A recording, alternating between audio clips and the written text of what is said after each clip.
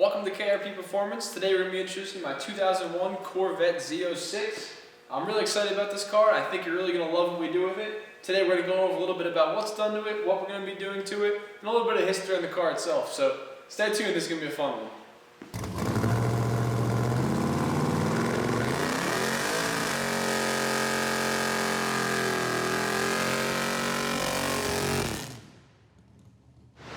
The first thing I'm going to talk about today is a little bit about the car itself. So this car is what's known as a Speedway White Corvette Z06. They made just a little bit over 300 of these cars in this color for 2001. 2001 was the only year they offered a Speedway White Corvette Z06. Even more rare than that is a Speedway White with a mod red interior. This car actually is one of those, which makes it one of 137. I don't know how many of them are left. It's a very rare example of a Corvette. It does add a little bit of value, but nothing crazy. In this situation, this car is a full race car, so it actually doesn't really matter too much that it's rare. It's just more fun to say, if anything. This car is one owner. It has about 25,000 miles on it. It spent its entire life up in the Pocono Mountains, where it was dominating tracks all around the East Coast. It was clocked at 187 going around Pocono. It actually paced Pocono Raceway 1 second slower than an actual NASCAR. So that's something to be proud of. I'm going to link in a whole bunch of really cool pictures with the previous owner right here. He's a great guy. His name is Brian. I'm going to keep in touch with him.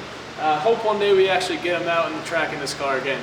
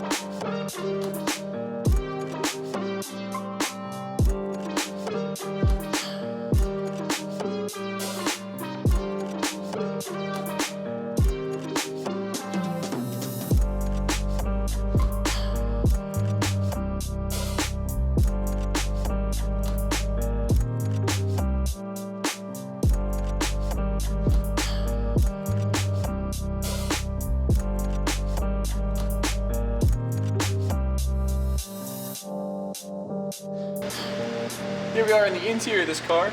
Inside it's typical Z06, got a really nice gauge cluster for the early 2000s. Plastic interior everywhere. You can see the red dash, which is how I know this is one of the original red and white cars.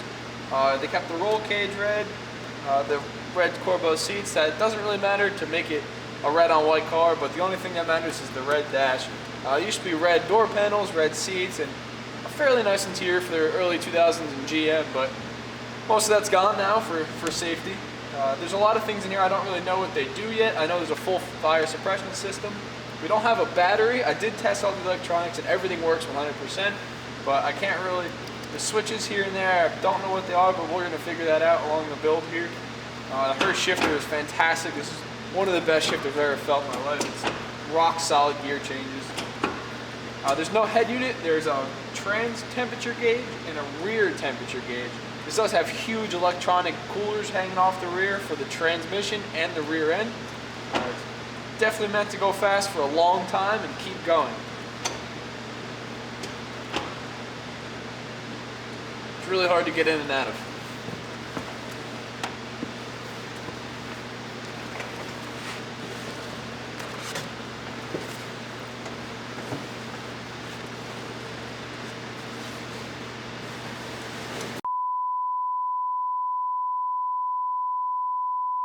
Now we're going to transition a little bit into what makes this car special and why I bought such an expensive rolling chassis. So this car is completely built. The only thing that isn't in this car is actually the motor. Back in 2009, this was running an LS7, which is a 7-liter 427 out of a C5 Z06, which is the generation after this. I don't believe it was a real S7. I think it was actually an LS2 that was bored out to 427 cubic inches. I'm not entirely sure.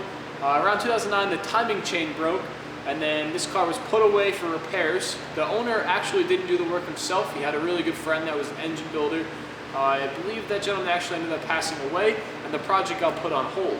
After that, the car sat for about 10 years where I took over it. It's completely built. The whole suspension is about a $10,000 suspension if you were to buy it all new. It's PFADT, fat sway bars front and rear. They're huge. They're NASCAR style where you could slip off the ends, change the thickness of the bar for different tension. It's 2-piece rotors front with SSBC tri-power 3-piston calipers. The rear actually, I believe, is stock Corvette Z06 brakes.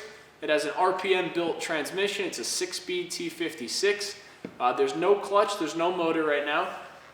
The rear end is actually built as well. I don't know what gear ratio it is. It's got thicker axles in the rear, Z06 wheels with Hoosier slicks all around. It's got a 14-point roll cage with Corbeau racing seats. The harnesses are actually out of date, so I have to get new harness. Her shifter, don't know much about the transmission. I know it's an RPM. I do not know if it's straight cut gears or faceplate or anything like that, but we're gonna find out. My plan for the car is actually to strip all the decals off of it. I'm going to leave what I can, just kind of keep the memories of the old Corvette alive, but I'm going to strip mainly everything of the decals off, make it the whole white. I'm going to keep the interior the way it is with the roll cage, and I'm going to put an LS6, which is the correct motor, out of this, and we're going to slap a big Pro Charge in this and try to make some power. I'm really more into drag racing than road racing myself, so I kind of want to make this car as best as I can, the cross between the two worlds. I really want to get it out in the drag strip and see if I could race some of the other cars. And then I want to take it back to the road course and have some fun with it and bring back the memories of what this Corvette was. If you were racing anywhere near in the East Coast, specifically Pocono Raceway back in the early 2000s, chances are you saw this car in your rearview mirror and you definitely got out of the way of it.